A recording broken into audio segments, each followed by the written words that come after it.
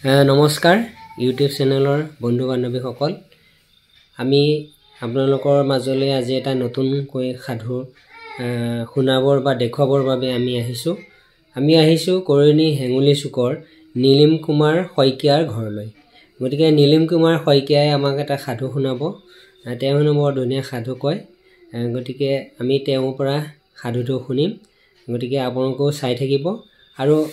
YouTube চেনেলৰ মোৰ নিতুল শইকীয়া 3071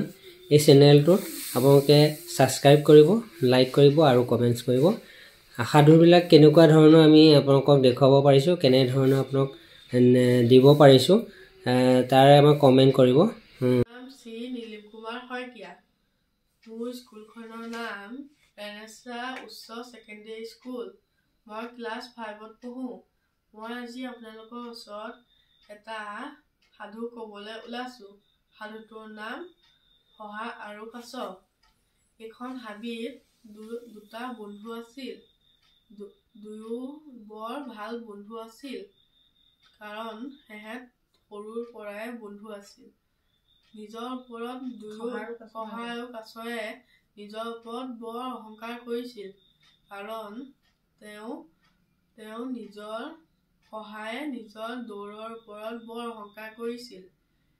শহাৰ অহংকাৰ দেখি কাছয়ে কৈছিল যে আমি এখন দৌৰৰ প্ৰতিযোগিতা পাতো কোন হাবিৰ মাজেৰে নদীৰ পাৰত উপস্থিত হ'ব পাৰে শহাই ক'লে হ'ব বাৰু চাওঁ লাহে লাহে সময় আহিল প্ৰতিযোগিতাৰ দিনা দুয়ো উপস্থিত হ'ল সি দেখি পেলাই একো কোৱা নাছিল সি লাহে লাহে আগবাঢ়ি গৈ নদীৰ পাৰত পালেগৈ তাৰ পাছত শহাৰ টোপনি ভাঙিল সি দেখিছিল যে কাছ গৈ নদীৰ পাৰত উপস্থিত হৈ আছে আৰু সি ইয়াতে ৰখি আছে শহা গৈ পেলাই কাছক ক'লে বন্ধু তুমি বিজয় হলা আৰু মই হাৰিলো এই সাধুটোৰ পৰা আমি বুজিছো যে আমি কেতিয়াও নিজৰ ওপৰত অহংকাৰ কৰিব নালাগে এয়া তোমাৰ মা হয় ন নমস্কাৰ আপোনাৰ নামটো শ্ৰী দীপশিখা বৰা আপুনি কিবা কৰি আছে নেকি বৰ্তমান মই অংগনবাদী শিক্ষয়িত্ৰী হয় আৰু আপুনি এনেই সাধু বা তেনে ধৰণৰ কিবা কৈ ভাল পায়নে বা ক'ব পাৰিবনে এটা সাধু আগতে শুনিছো ক'বলৈ বুঢ়ীয়ে সাধু এটা অকণমান আভাস দিব হয় অকণমান আভাস এটা দিলে হ'ল বেছিকৈ নালাগে বাৰু ওলাইছো এখন দেশত এহাল বুঢ়া আৰু বুঢ়ী আছিলে বুঢ়ী এদিন পিঠা খাবলৈ মন গ'ল তেতিয়া মন যাওঁতে বুঢ়াক ক'লে বুঢ়াই কওঁতে তেতিয়া ঘৰত চাউল নাছিল পিঠা খাবলৈ তেতিয়া বুঢ়াই ক'লে যে মই কিবা এটা ব্যৱস্থা কৰিম তেতিয়া আঘোণমহীয়া ধানৰ ছিজনত মৰণা মাৰি আছিলে বুঢ়াই গাত এৰীয়া কাপোৰখন মেৰিয়াই গাঁৱলৈ ওলাই গৈ দেখিলে যে এঘৰ মানুহৰ চোতালত মৰণা মাৰি আছিলে তেওঁ সোমাই গ'ল বুঢ়া সোমাই গৈ মানুহ ঘৰক ক'লে যে পানী অকণমান খাওঁ তেতিয়া ভিতৰৰ পৰা পানী এগিলাচ আনিবলৈ যাওঁতেই বুঢ়াই ধান মাৰি থকা ধানখিনিত বাগৰ মাৰি দি পেলাই যেতিয়া এৰীয়া কাপোৰখনত ধানখিনি লাগি ধৰিল বুঢ়া তাৰ পৰা গুচি আহিলে ঘৰত আহি কাপোৰখন জোকাৰি দিলে এদোণমান ধান ওলালে বুঢ়ীক তেতিয়া ক'লে যে ধানখিনি বান্ধি পেলাই চাউল উলিয়াবলৈ ক'লে তাতে আৰু বুঢ়ীয়ে ক'লে যে ঘৰত খৰি নাই তেতিয়া বুঢ়া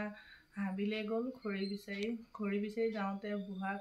দেখিলে এটা বাঘ দেখিলে বাঘে বুঢ়াক হাও কৰি খেদি আহোঁতে বুঢ়াই ক'লে যে তই মোক নেখাবি ঘৰত মোৰ বুঢ়ী বহুত নৰিয়াত পৰিছে পিঠা খাবলৈ মন গৈছে মই বুঢ়ীৰ পিঠা খোৱাবৰ মন যোৱাৰ কাৰণে মই খৰি বিচাৰি আহিছোঁ তাৰ পিছত তই মোক খাবি সেই বুলি কৈ বুঢ়াই খৰি আনি দি বুঢ়ীক পিঠা বনাবলৈ যোগাৰ ধৰিলে এইকণকে কৈ মই এইখিনিকে ধৰি লওক সাধু বুলি এইখিনি হয় ভাল লাগিছে বাৰু সাধুৰ মানে আমাৰ মাজৰ পৰা হেৰাই গৈছে গতিকে আমি মানে এই ইউটিউব চেনেলৰ জৰিয়তে আমাৰ অসমবাসীৰ মাজত আকৌ সাধুৰ পৰিৱেশ এটা আনিবৰ উদ্দেশ্যে আপোনালোকৰ মাজলৈ আহিছোঁ গতিকে আপোনালোকে অকণ নিজেও সাধু কিতাপ আনি পঢ়িব আৰু ল'ৰা ছোৱালীকো পঢ়াব ভাল লাগিছে আপোনাৰ এই সাধুটো আপুনি যে ইমানকৈ ধুনীয়াকৈ ক'ব পাৰিছে তাৰ কাৰণে ধন্যবাদ আমি আগতে আমাৰ ককাহঁতে মানে এটা কথা বৰকৈ কয় আৰু মানে খুব হাঁহি উঠে কথাটো মই এবাৰ আপোনালোকক কৈ দিম তাৰপিছত আপোনালোকেও ক'ব সাধু সাধু সাধু খাই কঁঠালৰ বাদু সাধু মাকে পাদি দিলে গোন্ধাই লাডু লাডু আমি একেলগে ক'ম এতিয়া দেই সাধু সাধু সাধু খাই কঁঠালৰ বাদু সাধু মাকে পাদি দিলে গোন্ধাই লাডু লাডু আমি এতিয়া হেৰিয়াৰ নীলিম কুমাৰৰ আমি ঘৰৰ পৰিৱেশটো দেখুৱাব বিচাৰিছোঁ